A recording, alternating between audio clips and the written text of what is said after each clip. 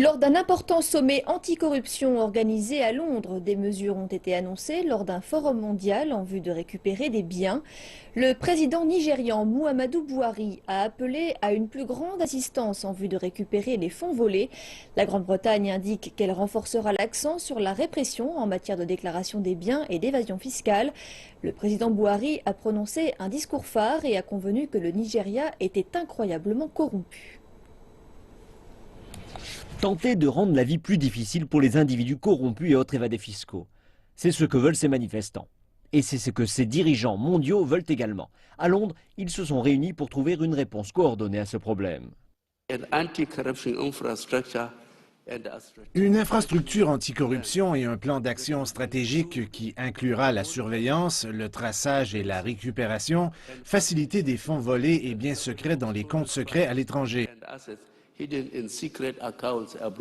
Le président Buhari a demandé spécifiquement une plus grande aide britannique en vue de rapatrier des fonds du Royaume-Uni en lien avec des Nigérians corrompus.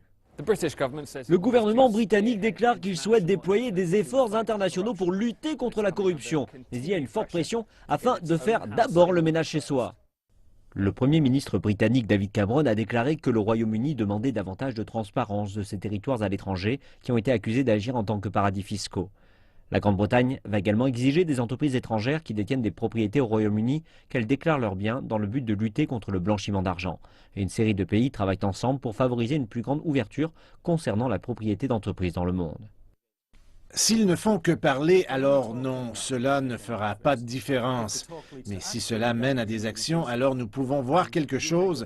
Et le gouvernement britannique a avancé jusqu'à un certain degré d'enregistrement public ou lié à la propriété ici au Royaume-Uni. Et ce serait très bien de voir les autres pays avancer de la sorte. Nous avons vu l'Australie agir ainsi et la France, tout comme l'Afrique du Sud, ont, la semaine passée, annoncé leur intention de prendre cette direction. Donc les choses prennent de l'élan. Si cela se poursuit, alors les politiciens corrompus de la planète, les individus et les entreprises se sentiront un peu moins à l'aise.